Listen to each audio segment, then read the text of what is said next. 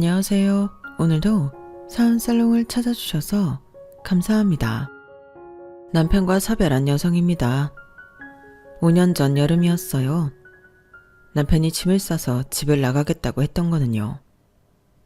이유는 사랑하는 사람이 생겼으니 죽기 전에 한 번만 살아보고 싶다는 거였어요. 임신한 지 2달 만에 듣게 된 청천벽력 같은 소리였어요. 그 와중에도 가장 걱정이 됐던 건 뱃속의 아기였어요. 아직 세상 빛도 보지 못한 내 아이가 아빠 없는 아이가 될 위기에 처한 거니까요. 그래서 내 감정보다는 어떻게든 내 아이를 위한 것만 생각해야 했어요. 그렇게 내린 결정은 잠정적 용서였어요. 남편의 행동에 배신감도 느끼고 죽이고 싶을 만큼 화도 났지만 그래도 아이를 위해서 비굴하게라도 남편을 잡아야 한다는 생각에 끝까지 매달렸어요. 지금 그거 사랑 아니라고, 순간 지나가는 바람이라고, 제발 아이한테 부끄러운 아빠가 되지 말아달라고요. 그런데도 남편은 기어이 저와 아이를 뿌리치고 집을 나갔고 그게 이 생애에서의 마지막 모습이 되고 말았어요. 남편의 죽음에 이어 예고 없이 불어닥친 불행은 평범하던 제 인생을 순식간에 망가뜨려 놓았고 한동안 시리에 빠져 지내야 했어요. 하지만 끝날 때까지 끝난 게 아니라는 말처럼 제 인생은 절망적인 순간에 뜻하지 않은 기회를 얻어 기사회생하게 됐지 뭐예요. 덕분에 이 채널을 통해 사연도 보내게 되었답니다. 저는 어린 시절을 엄마 얼굴도 모른 채 자라야 했어요. 제가 6살도 되기 전에 부모님이 이혼을 하셨거든요. 그 바람에 엄마가 채워줘야 할 부분은 할머니가 대신 채워주셨어요. 저희 할머니는 입이 험해서 주변 사람들과 분란이 끊이지 않는 분이시긴 했지만 그래도 손녀딸에 대한 사랑만큼은 세상 누구 못지않은 분이셨어요. 말로는 늘 귀찮다고 하시면서도 저를 위한 거라면 그게 먹는 거든 입는 거든 가지고 노는 장난감 하나라도 늘 최고로 좋은 걸로 해주시려고 노력하셨거든요. 정작 본인을 위한 거에는 속옷에 구멍이 날 정도까지 아껴가며 사시면서 말이죠. 그런데 언젠가 고모가 그러시더라고요. 저희 엄마가 집을 나간 이유 중 반은 할머니 탓이라고요. 그 얘기를 듣고는 모르긴 해도 할머니 때문에 엄마가 시집살이를 모질게 하셨던 모양이다 생각했어요. 제 눈에 비친 할머니를 보면 그러고도 남을 뿐 같았거든요. 하지만 그게 아니었다는 걸 깨닫게 되는 사건이 벌어진 거예요. 제가 초등학교 5학년 때였는데 학교에서 돌아와 보니 현관에 처음 보는 구두가 놓여 있더라고요. 할머니 신발처럼 해지지 않았고 고모가 신는 신발보다 훨씬 굽이 높고 가는 하이힐이라서 신기했던 기억이 나네요. 그런데 하이힐에 정신이 팔려있던 저를 깨운 목소리가 있었어요. 바로 하이힐 주인의 목소리였죠. 어머님, 저 세희 아빠랑 다시 잘해보고 싶어요. 세희한테도 할머니보다는 엄마 손이 더 필요하지 않겠어요? 어머니만 입 다물어 주시면 그 일랑 다시 시작할 수 있는데 왜 반대를 하시는 거예요? 니년이 지금 뚫린 입이라고 함부로 뱉어내는 거냐? 내 그동안 입 꾹 다물고 살았던 게 널 위한 건 줄 아냐? 그게 다 불쌍한 내 아들 무너질까봐. 그게 두려워서 그랬던 거야. 마누라가 20년 지기 지 친구놈이랑 바람나 집 나간 거 알면 속여린 놈이 못 버틸 것 같아서 내 손으로 널 내쫓았다고 거짓말까지 한 거라고. 그런데 어떻게 뻔뻔한 낯짝을 들고 다시 이 집에 발을 들일 수가 있냐? 지 자식도 버리고 남자한테 미쳐 집 나간 년이 어디서 애미 노릇을 하겠다고 그러냐고. 이제 겨우 너 잊고 사는 내 아들이랑 내 손녀 건들 생각 마라. 너한테 일말의 양심이라도 있다면 조용히 돌아가. 당장 이 집에서 나가라고. 그러자 제 생모는 코웃음을 치며 말했어요. 어머님, 저도 어지간하면 이 집구석에 다시 발 안 들였어요. 근데요, 사랑 하나 믿고 남편이랑 자식 버리고 나가봤는데 여기서 살던 것만 못하더라고요. 제가 이번에 안 사실인데요. 저는 돈 없이 사랑만 믿고는 못 사는 사람이더라고요. 사랑이 밥 먹여주냐고들 하는데 제가 그 말을 실감하게 될 줄 누가 알았겠어요. 딱 2년 살고 나니까 질리더라고요. 지갑이 텅텅 비었는데 사랑 타령이 무슨 소용인가 싶은 게 오만정이 다 떨어지는 거 있죠. 그래서 헤어지고 다른 남자 만나 살게 됐는데 이후에 만난 놈들도 하나같이 똑같았어요. 생김새만 다르지 그놈이 그놈이더라고요. 그래서 구관이 명관이다 그러나 봐요. 그래서 생각 끝에 내 발로 돌아가기 쪽팔리긴 하지만 그래도 세희 아빠랑 사는 게 맞지 않겠나 싶어서 돌아왔어요. 배를 골아보니까 그제서야 세희 아빠가 생각나더라고요. 어머님 아들이 그런 매력이 있어요. 아, 그래서 제가 어머니께 드리고 싶은 말이 뭔가 하면요. 제가 더는 물러설 곳이 없어서 지금 내 눈에 뵈는 게 없다는 얘기예요. 어머님이 아무리 반대해도 저 그이 마음 돌릴 자신 있어요. 그건 세희도 마찬가지고요. 내가 낳은 자식인데 날 밀어낼 리 없잖아요. 안 그래요? 뻔뻔한 엄마의 목소리를 통해 내가 왜 그 어린 나이에 엄마한테 버려져서 할머니 손에서 자라야 했는지 정확히 알 수 있었어요. 더불어 할머니가 왜 그렇게 저희 엄마를 미워했는지도요. 손녀딸이 보는 앞에서도 도망간 며느리 요구를 달고 사실 정도였는데 그날 내 엄마의 실체를 확인하고 보니 할머니 마음이 이해가 가더라고요. 저였다면 더하면 더했지 절대 덜하지 않았을 것 같거든요.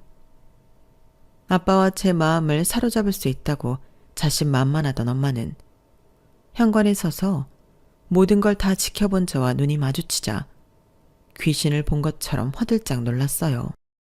그건 할머니도 마찬가지였죠.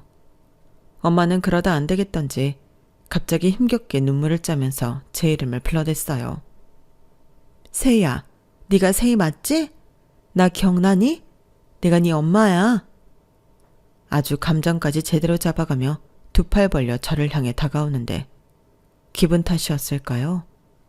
순간 엄마가 입을 쩍 벌린 호랑이처럼 보였어요. 그래서 저도 모르게 뒷걸음질 치며 피하게 되더라고요. 그 모습에 엄마는 살짝 인상을 찌푸렸지만 이내 그리움 가득한 표정으로 연기를 해대더군요.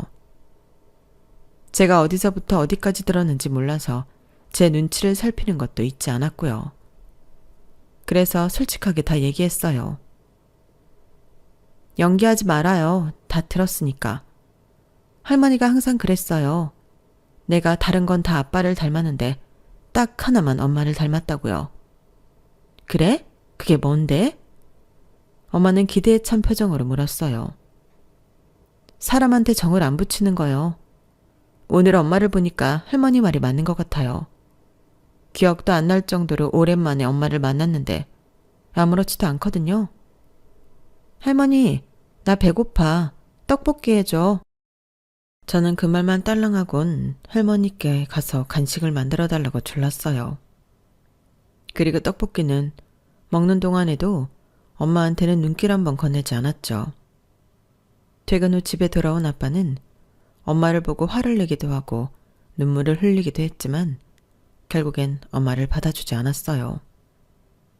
그렇게 된 뒤에는 제가 아빠한테 했던 말이 결정적이었던 것 같아요. 제가 뭐라고 했느냐면요.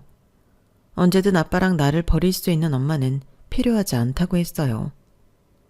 어차피 아빠한테 돈 떨어지면 다른 남자 찾아 나갈 사람이라는 말도 덧붙였죠. 엄마는 이런 제 말을 듣고는 할머니가 애 앞에서 못할 할 말을 많이 한 탓이라며 이래서 더더욱 엄마 손이 필요한 거라고 했지만 아빠도 저도 그 말에 귀를 기울이지 않았어요. 저는 더 이상 엄마 없이 잠 못 자고 칭얼대는 5살짜리 어린애가 아니니까요. 게다가 한창 먹성이 오른 12살짜리 여자아이한테는 라면 물도 제대로 못 맞추는 엄마보다는 음식 솜씨 좋은 할머니가 더 필요한 사람이었어요. 그렇게 엄마는 자신이 호언장담했던 것과 달리 저희 가족 만장일치로 저희 집에서 쫓겨나고 말았어요. 그 후로 엄마는 연락이 없다가 제가 대학교 1학년 때 할머니가 돌아가시고 다시 집에 찾아오셨어요. 하지만 그때는 이미 아빠가 재혼을 한 뒤라서 자신보다 젊고 예쁜 새엄마를 보고는 그대로 발길을 돌리고 말았어요. 이후엔 연락이 없는 걸 보니 더는 아빠에 대한 미련을 버린 모양이에요. 주위를 보면 이혼 가정이 생각보다 흔하더라고요. 제 주변 친구들만 봐도 부모님이 이혼을 한 집이 꽤 되는 걸 보면 말이죠. 그래서 이혼 가정에서 자랐다는 것 때문에 어디 나가서 주눅이 들거나 스스로 상실감을 느껴본 적은 없어요. 그저 내 엄마처럼 살지 말아야겠다는 생각은 했지만요. 나를 사랑해준 사람을 배신하면 그 말로는 결코 해피엔딩이 될 수 없다는 걸 엄마를 통해 확실히 알았거든요. 그런데 엄마처럼 살지 않아도 인생의 해피엔딩은 쉽지 않더라고요. 저는 9년 연애한 남자와 결혼을 했어요. 남편은 저와 고등학교 동창으로 10대 때부터 함께 시간을 보냈어요. 남편이 군생활을 할 때는 곰신이 되어 남편을 기다렸고, 남편보다 먼저 취직했을 때는 대학생이던 남편을 대신해 데이트 비용도 부담하며 사회인 여친 노릇도 톡톡히 했어요. 큰 이변이 없는 한 우리가 결혼까지 이어질 거라는 생각이 있어서 그랬던 것 같아요. 물론 TV에서 장기 연애를 하는 연예인들을 보면 대개 8, 9년쯤 사귀다가 헤어지고 얼마 뒤 다른 상대와 결혼한다는 소식을 전하기도 하지만 우리는 연예인이 아니니까요. 그리고 결말은 결혼이었어요. 저와 남편한테는 너무도 당연한 결말이었지만 딱 한 사람, 저희 시어머니한테는 청천벽력 같은 소식으로 들렸나 봐요. 제가 인사를 드리러 시댁에 찾아갔을 때 제게 이런 말씀을 하셨거든요. 솔직히 나는 너희가 연애만 하다 헤어질 줄 알았다. 9년이나 사귀었으면 질릴 대로 질렸을 거 아니니? 너도 알겠지만 우리 창균이가 그리 진득한 애는 아니잖아. 얘가 어릴 때부터 3개월 넘게 뭘 배운 적이 없었다. 친구를 사귀어도 1년 실컷 놀곤 다음 해엔 딴 애들이랑 몰려다녔으니까. 그런 애가 너를 만나 9년이나 사귀고 있다고 했을 때 솔직히 우리 애가 너한테 뭔가 중요한 약점이라도 잡혀서 헤어지지도 못하고 어쩔 수 없이 사귀는 게 아닌가 했다. 혹시 그런 건 아니니? 어머님의 황당한 질문에 얼마나 진땀을 뺐나 몰라요. 남편이 나서서 그런 거 없다고 몇 번을 말했는데도 어머님의 의심은 가시지 않는 모양이었어요. 그날 어머님은 당신 아들의 변덕을 이유로 우리 결혼을 못 믿어하는 것처럼 말씀하셨지만 나중에 남편을 통해 들은 바로는 어머님이 우리 결혼을 반대한 진짜 이유는 바로 제가 이혼 가정에서 자랐다는 것 때문이었어요. 어쩌겠어. 자기가 이해해야지. 이제는 우리 사회에서 이혼은 흔한 일이 되었지만 그래도 우리 부모님 연배에선 그게 아니잖아. 우리 집만 해도 아빠가 살아계실 때 엄마를 엄청 힘들게 했거든. 여자 문제로 난리가 난 게 한두 번이 아니었으니까. 그래도 우리 엄마가 우리 형제 때문에 꾹 참고 사신 거거든. 그러니까 한마디로 말해서 어머님 입장은 이랬어요. 나도 당신들처럼 힘든 상황이었지만 그래도 자식들 생각해서 어떻게든 버텼다. 그런데 당신들은 그런 희생 없이 하고 싶은 대로 한 거 아니냐. 그러니 그 일로 당신들 자식이 비난을 받더라도 감수해라. 솔직히 제 입장에선 억울한 감이 있었지만 그렇다고 제 감정대로 상대할 수는 없었어요. 한번 보고 안 봐도 되는 상대라면 모를까. 평생을 가족으로 지내야 하는 분이니까요. 그래서 시간을 두고 어머님이 저를 인정해 주실 때까지 기다리기로 했어요. 이미 결혼한 자식인데 어머님도 어쩔 수 없이 포기할 건 포기할 거라고 생각했거든요. 물론 저희 결혼이 탐탁치 않았던 어머님은 상견례 때도 그렇고 결혼식 당일에도 표정이 좋지 않으셨지만요. 결혼을 하고 나면 어머님도 어느 정도 포기하는 부분이 있을 거라고 생각했지만 그건 제 착각이었어요. 저에 대한 어머님의 불만은 점점 더 커졌고 참견 역시 더욱 심해졌어요. 그건 아무래도 어머님이 저희 신혼집을 해주셨기 때문일 거예요. 돌아가신 저희 아버님은 평범한 직장인이셨는데 전업주부였던 어머님이 아버님의 월급을 가지고 주식부터 부동산까지 투자를 잘하신 덕에 직장인으로 건물주까지 되셨어요. 원래는 아버님 명의로 사야했던 건물이었지만 당시 아버님이 여자 문제를 일으키는 바람에 건물 명의를 어머님 앞으로 했었는데 그게 신의 한 수가 된 거예요. 아버님이 돌아가시고 별도의 세금 없이 어머님이 건물을 온전히 가지게 되셨으니까요. 그 건물을 바탕으로 어머님은 또다시 투자를 진행하셨고 돈이 돈을 번다는 말처럼 건물과 부동산 그리고 주식의 금까지 거머쥐게 되었어요.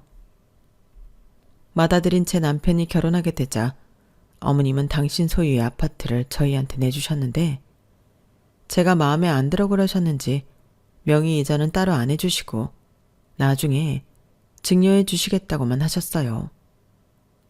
그래서 저희 아빠가 차라리 아파트 가격의 절반을 우리가 낼 테니까 바로 증여를 해주면 어떻겠냐고 했더니 그마저도 거절을 하시더라고요. 그랬더니 저희 아빠도 약이 오르셨는지 시어머니한테 제안을 하셨어요. 차후 이 아파트를 증여해 주겠다는 내용이 담긴 문서라도 작성해 달라고 말이죠. 당연히 시어머니는 노발대발이셨어요.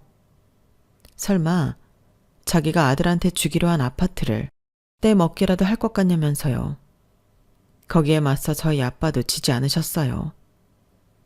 우리는 아파트 가격에 상응하는 돈을 들여 결혼식 비용이며 혼수 예단을 마련하는 건데 당연한 요구 아니냐면서요.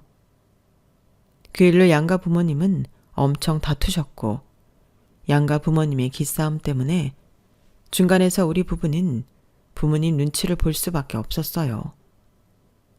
차라리 월세방에서 살더라도 우리 선으로 결혼 준비를 할 걸 그랬다는 후회를 몇 번이나 했나 몰라요. 결국 남편이 어머님을 설득해 공준된 각서를 받아내면서 사건은 일단락되었어요. 비록 정식으로 증여는 안 해주셨지만 그래도 집주인 행세를 톡톡히 했던 시어머니는 아이 문제에도 깊게 관여하셨어요. 어느 정도였냐면요. 너희 요즘 부부관계는 제대로 갖고 있는 거니? 네 배란 날짜에 맞춰서 제대로 하고 있느냔 말이야. 나이가 많은 것도 아니고 별다른 질병도 없다는 애가 왜 애를 못 갖는 건지 모르겠구나. 혹시 나 모르게 피임을 하고 있는 건 아니지? 생리는 제대로 하고 있어? 생리 주기는 정확하고? 자식 부부의 잠자리 횟수부터 며느리 생리 주기, 배란일까지 참견하는 통에 민망한 적이 한두 번이 아니었어요. 한 번은 제가 쓰는 생리대를 보시고는 혹시 이것 때문에 임신이 안 되는 건지 모르니까 기성품을 쓰지 말고 천으로 된 생리대를 사서 빨아 쓰라고 그러시는 거예요. 게다가 제가 쓰는 화장품, 옷, 심지어 매니큐어 하나까지 트집을 잡으시면서 모든 걸 나님과 연결 지으셨어요.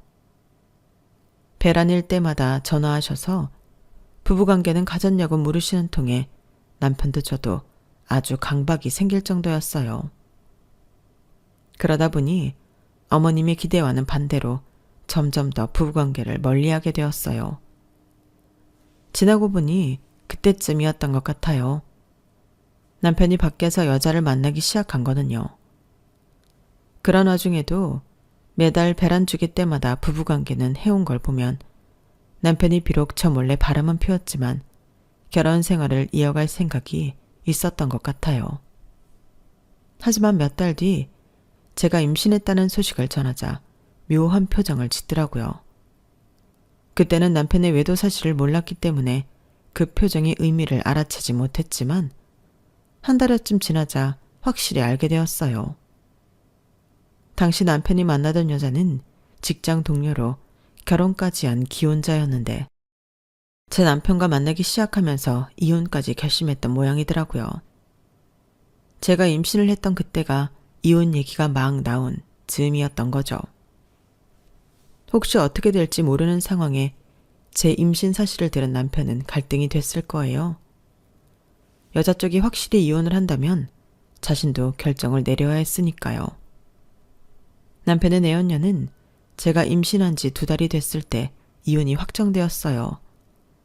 그래서 그날 남편이 제게 이혼 통보를 하고 집을 나가려고 했던 거였죠. 당신이 달라는 건 뭐든 다 줄게. 그러니까 나 좀 놔줘. 제발 부탁 좀 할게. 나 정윤이랑 살고 싶어. 단 하루를 살더라도 정윤이랑 살다 가고 싶다고. 당신 지금 제정신이야? 어떻게 내 앞에서 그런 소리를 당당하게 할 수 있어? 하루를 살더라도 그 여자랑 살겠다는 말을 어떻게 할 수 있냐고. 이렇게 쉽게 변할 거면 진작에 그랬어야지. 9년 동안 연애할 때도 당신 한눈 한 번 안 팔았잖아. 그래서 당신을 믿고 결혼까지 했던 건데 어떻게 이제 와서 이럴 수가 있냐고. 나도 내가 왜 이렇게 됐는지 모르겠어. 그런데 나 정말 정윤이는 못 놓겠는데 어떡해. 게다가 나 때문에 그 여자는 이혼까지 했다고. 여보, 내가 정말 평생 소원이야. 나 정윤이랑 살고 싶어. 제발 이혼 좀 해줘. 사탕 달라고 조르는 아이처럼 이혼을 해달라고 제 손을 잡고 사정을 하는 남편을 보니 이게 내가 아는 내 남편이 맞나 싶었어요. 연애 기간까지 해서 10년 넘게 함께 지내면서도 남편의 이런 모습은 본 적이 없었거든요. 하지만 그렇다고 해서 순순히 남편 요구에 따라줄 수는 없었어요. 그랬다가는 뱃속의 아이가 아빠 없는 아이가 될 테니까요. 한쪽 부모의 부재로 인해 고통받는 건 저 하나로도 족하다는 생각을 해요. 저는 그래도 할머니가 엄마 자리를 대신해 주셨지만 우리 아이는 그 누구도 아빠 노릇을 대신해 줄 수 없었거든요. 그래서 내키지는 않았지만 무릎까지 꿇고 남편한테 빌었어요. 자기야, 내가 이렇게 빌게. 그 여자랑 연애를 하겠다면 말리지 않을 거야. 만나. 당신이 원하는 만큼 만나. 대신 이혼은 안 돼. 우리 아이를 아빠 없는 애로 만들 수는 없어. 그게 어떤 건지 누구보다 내가 잘 아는데 어떻게 내 아이한테 그 길을 가게 해? 그러니까 연애만 해. 결혼 말고 연애만 하라고. 여자로서 자존심을 버리고 내가 마음이 떠난 남편을 붙잡으려 노력했지만 남편은 끝내 제 손을 뿌리치고 말았어요. 하지만 집도 차도 다 제게 주겠다면서 캐리어에 짐을 싸들고 나간 남편은 30분도 안 돼서 싸늘한 주검으로 변해버렸어요. 택시를 타려고 대로변으로 나가다가 달려오는 뺑소니 음주 차량에 치여 세상을 떠나고 말았거든요. 경찰을 통해 남편의 부고를 전해 들은 저는 어이가 없어서 헛웃음이 나왔어요. 그러자 경찰이 저를 이상한 눈빛으로 보더라고요. 제 남편 내연녀랑 살아보겠다고 뱃속에 아이까지 버리고 집을 나가던 참이었거든요. 그 여자랑 살아보는 게 평생 소원이라더니 그 소원 결국 못 이루게 됐네요. 멍청한 인간. 내가 가지 말라고 그렇게 말렸는데 기어이 나가더니 이게 무슨 개죽음이야. 결국 주저앉아 울음을 터뜨리자 경찰은 그제야 안타까운 표정으로 저를 위로해 주었어요. 산모가 힘들어하면 뱃속의 아이도 힘들다며 아이를 생각해서라도 힘을 내시라고 그러더군요.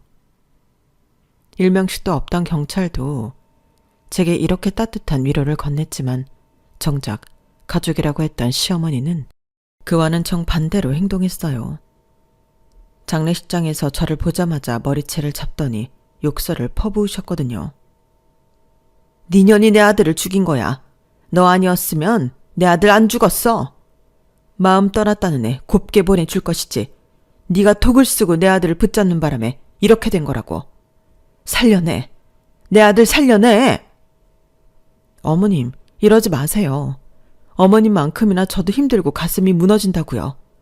저 지금 제정신으로 서 있는 거 아니에요. 뱃속의 아이 생각해서 이를 악물고 참고 버티는 거라고요. 그러니까 제발 조용히 장례 치르게 해주세요. 네가 무슨 자격으로 장례를 치러? 내 아들이 너 싫다고 나간 거잖아. 그런데 죽어서까지 치 떨리게 네 꼴을 봐야겠니? 나가.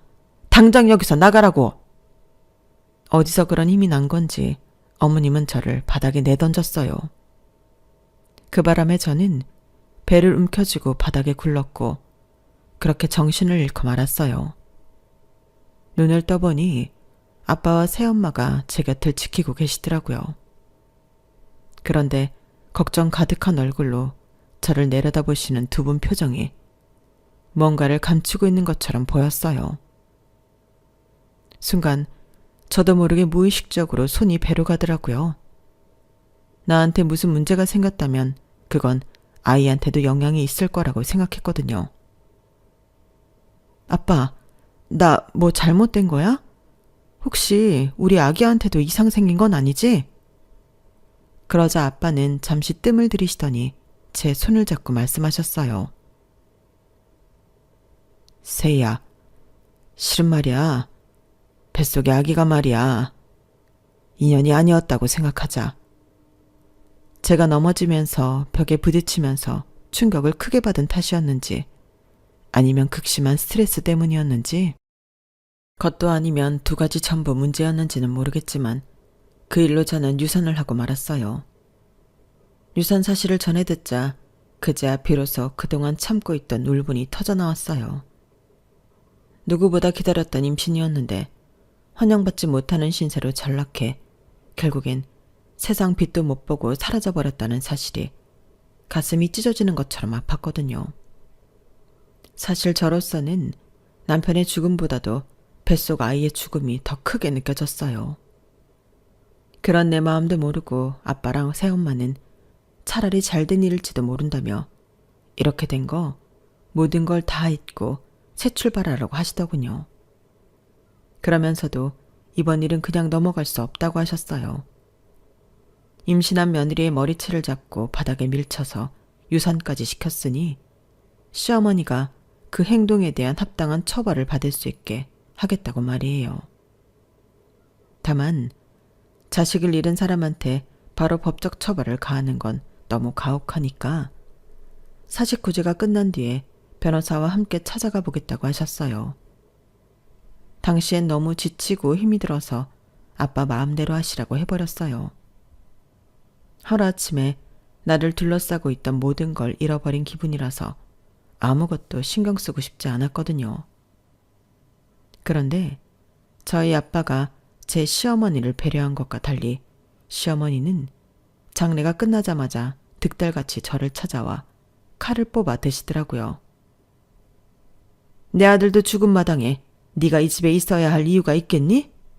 알다시피 이 집은 내 명의의 집이니까 당장 짐 빼서 나가줬으면 한다. 내 아들 물건은 두고 네 집만 빼서 나가. 이번 주말까지 기한을 줄 테니까 월요일에 내가 여기 왔을 땐 네가 안 보였으면 한다. 어머님, 그렇게는 못하겠어요. 어디까지나 이 집은 저희한테 어머님이 주시기로 한 집이니까요. 그래, 그러려고 했지. 그런데 내 아들이 갑자기 세상을 떠나버렸잖니?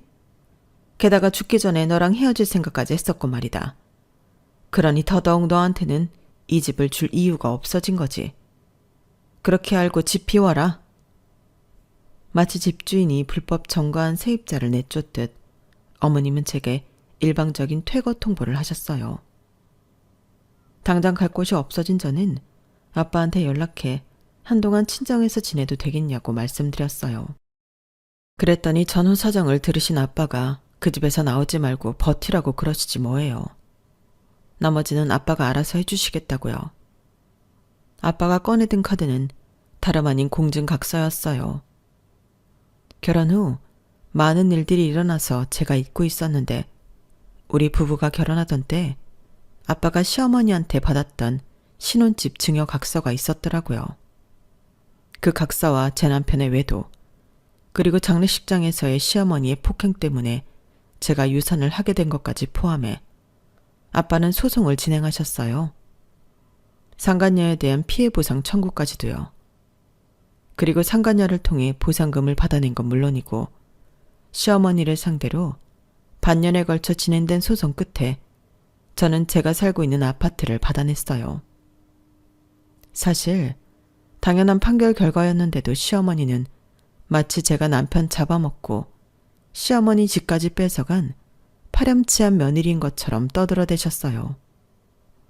툭 하면 저희 아파트에 찾아와 아파트 주민들한테 제 흉을 보고 가시고 아파트 상가 사람들한테도 저에 대한 말도 안 되는 거짓 소문을 퍼뜨리셨어요. 당신의 모든 불행을 모두 제 탓으로 돌리며 지독하게도 저를 괴롭히셨죠. 그런데 1년쯤 지나자 언제 그랬냐는 듯 순식간에 자취를 감추시더라고요. 그때만 해도 저는 그만큼 했으면 됐다 싶으셨던 건가 했어요. 그런데 2년쯤 지나서 갑자기 어머님이 저를 찾아오신 거예요. 이전과는 분위기가 완전히 달라지신 채 말이죠. 원래 어머님은 키도 큰 편이고 살집도 꽤 있는 분이셔서 어지간한 남자들보다 큰 사이즈 옷을 입으시곤 했었거든요. 그런데 이번에 찾아오신 걸 보니 다이어트를 하신 건지 5 사이즈 정도로 엄청 날씬해지셨더라고요. 뿐만 아니라 저를 볼 때마다 악다구니를 쓰며 무섭게 다그치던 모습은 사라지고 너무도 유해지신 거예요.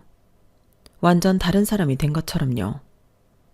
예, 내가 그동안 요가도 하고 심신수련을 하면서 참 많은 생각을 했다.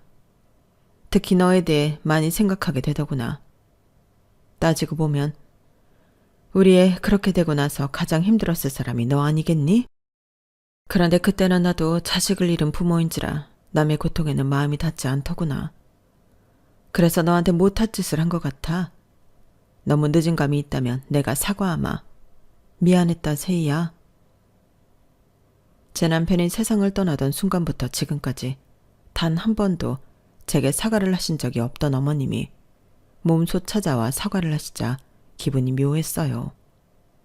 그런데 어머님이 생각지도 못한 얘기까지 꺼내시지 뭐예요. 예전에 배우자가 죽으면 3년상은 치러야 한다고 했지만 요즘은 어디 그러니? 내 아들이지만 세희 너한테는 상처를 남기고 간 놈인데 그놈 생각해서 한창 젊은 너를 과부로 살게 할 수는 없는 거잖니. 그래서 말인데 내가 중신을 설까 한다. 집안도 괜찮고 학벌이며 직업 뭐 하나 안 빠지는 사람이다. 이혼 경력이 있긴 한데 그건 너도 상처한 경력이 있으니 큰 문제는 안 될 거라고 생각한다. 어때? 한번 만나보겠니? 어머님, 말씀은 감사하지만 저는 당장 누구를 만나볼 생각 같은 건 없어요. 어머님도 아시겠지만 저 고등학생 때부터 지금까지 남자라곤 그이밖에 없었잖아요. 그 긴 시간을 함께했던 사람이 떠났는데 그 자리에 금세 다른 사람을 어떻게 채워넣어요? 저는 그렇게는 못하겠어요. 그러자 어머님 표정이 살짝 일그러지더라고요. 야, 네가 무슨 수절 과부니? 요즘 세상에 그런 게 무슨 상관이야?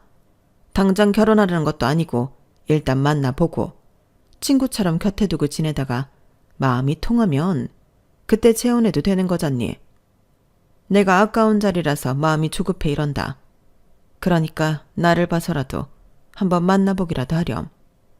그럼 그렇게 알고 자리 마련한다? 어머님은 제가 싫다는데도 불구하고 결국 만날 날짜까지 잡아버리셨어요. 할 수 없이 당사자를 만나 정중히 거절하는 수밖에 없다고 생각돼서 약속 장소로 향했어요.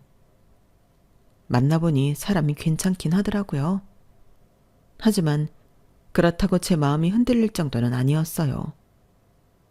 그래서 상대한테 정중히 제 뜻을 전하고 자리에서 일어나려는데 갑자기 누가 제 뺨을 짝 소리나게 때리지 뭐예요.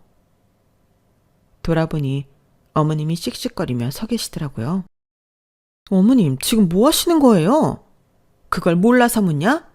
말로 해서 안 들어 처먹는 년 때려서라도 가르치려고 그런다. 못된 년 같으니라고.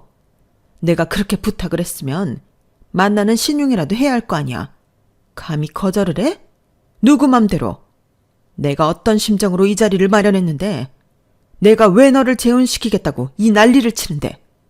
천하의 쓸모없는 년이 끝까지 사람을 가지고 노는 것 좀 봐. 그래, 네 년이 어디까지 하는지 내가 두고 보마. 시어머니는 알아듣기 힘든 내용의 말을 하시고는 씩씩대며 가게를 나가셨어요. 저는 도대체 왜 시어머니한테 내가 이런 대접을 받아야 하나 황당하기만 했어요. 그런데 그 비밀이 밝혀진 건 의외의 장소에서였어요. 뜬금없이 나타나 제게 재혼 상대를 주선해 주셨던 시어머니를 만난 지 1년 반쯤 지났을 무렵이었어요. 아빠를 모시고 대학병원에 건강검진을 하러 갔다가 시고모님을 만난 거예요. 고모님은 반갑게 맞아주시면서 제게 이런 말씀을 하시더라고요. 오랜만이네. 그동안 잘 지냈어? 아니다. 심호상 치른 지 얼마나 됐다고 잘 지냈냐는 소리를 해. 내가 정신이 없어서 그래. 이해 좀 해줘. 심호상이라뇨? 그게 무슨 말씀이세요? 어머, 무슨 소리긴? 조카 며느리 시어머니 장례식을 말하는 거지. 뭐야? 설마 안 간 거야? 세상에. 아무리 먼저 간 남편이 미워도 그렇지 시어머니 장례식에 안 간 건 좀 그렇다. 정균이 대신 시어머니 유산 받았을 거 아니야. 뭐야? 모르는 거야? 아니면 모르는 척 하는 거야?